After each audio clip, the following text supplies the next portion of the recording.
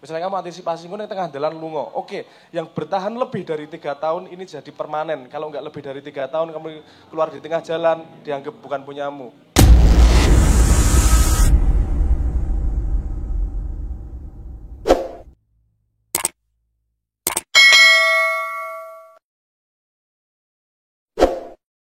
Mungkin dari para hadirin yang mau berbagi atau bertanya lah.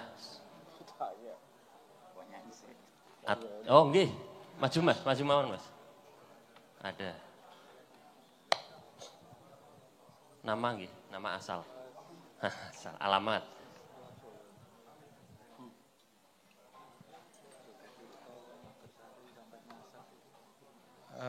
Perkenalkan nama saya Dery, saya dari Solo.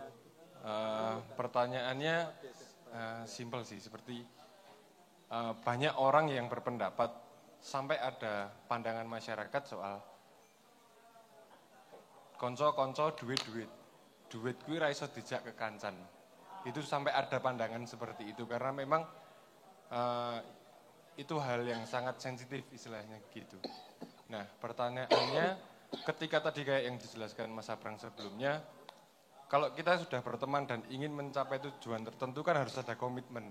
Di awal ini harus seperti A, B, C, dan seterusnya.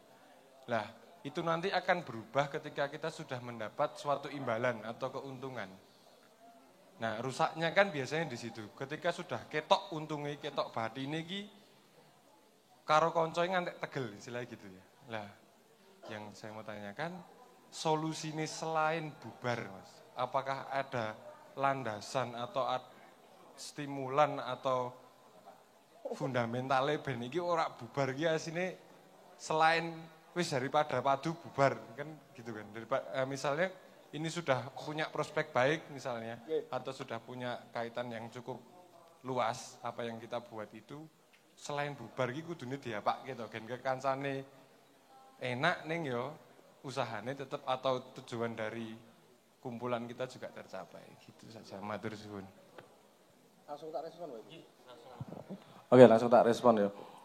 Oke, duit-duit konco-konco itu sebuah hipotesis. Nek kowe arep nglakoni kuwi ora masalah. Dan banyak yang sudah melakukan seperti itu.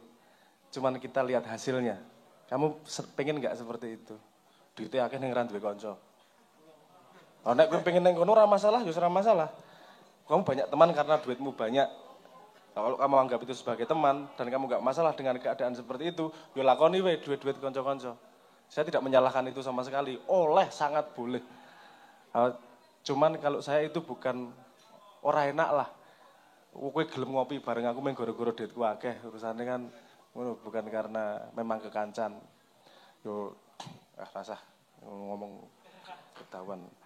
Apa Jack Ma kalau salah satu sejarahnya kan tentang itu juga. Tapi gini, iki sapa jenenge? Pokoke jeneng burine Wallace, sing Wallace The Great Leveler. Jadi gini, dia meneliti sejak zaman kuno, sampai sekarang.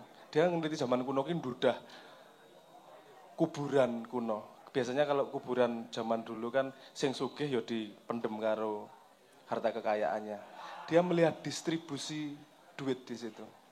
Ada hukum begini, kalau ada surplus produksi, berarti kalau ada surplus produksi, pasti terjadi ketimpangan. Pasti, ora iso diapa-apa iki. Ketimpangan yang ekstrim akan menjadi Pareto distribusi. Pareto distribusi itu yang kue kampanye sekarang krungu lah. 1% duit, 1% orang memegang 50% kekayaan. Wah, tahu krungu ngono kita.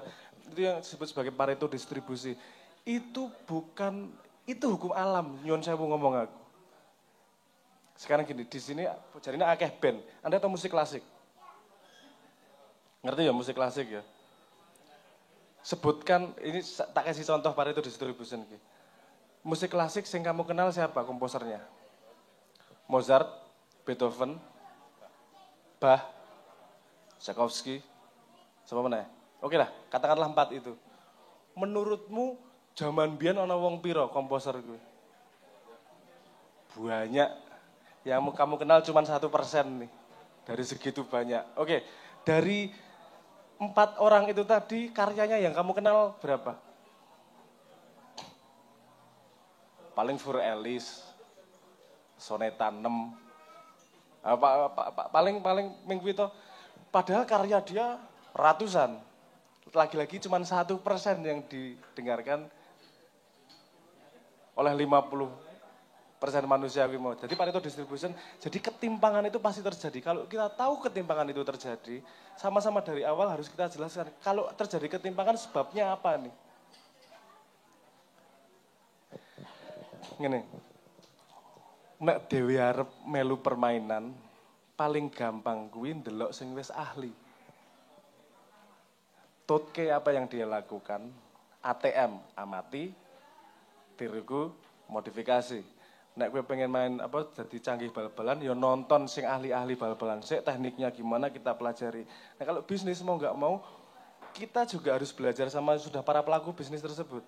Oke, mereka bikin peraturan seperti ini ya. Dan salah satunya yang paling susah dilakukan orang Jawa adalah membuat perjanjian di awal. Karena kita punya tradisi krembol. Nek kiri gerombol. Oke, kiri yuk gerombol lah. Nek kiri kompaknya ra karuan. Nek wis ana duit sethithik ya rebutan pangan-panganan. Nah, dari awal makanya perlu dari awal perjanjian itu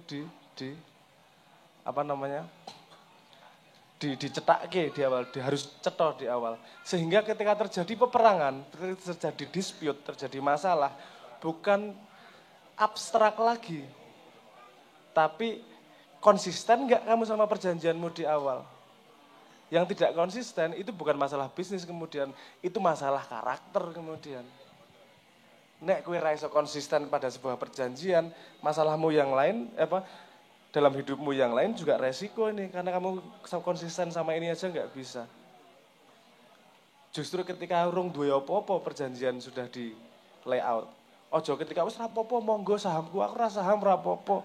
Ngono pas ono dite kae padahal ngandung ngrasani ning mburi padahal kuwi piye yo.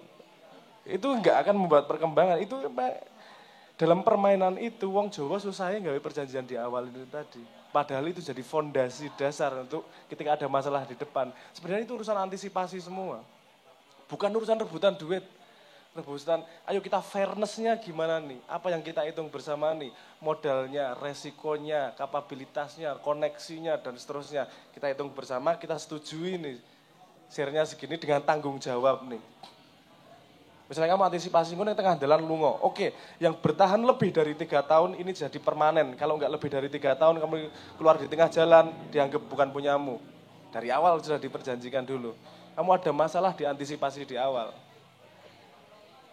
Nah, kemudian kalau nanti ada yang melanggar perjanjian di awal, kamu lepas pertemanan kan ya ora masalah.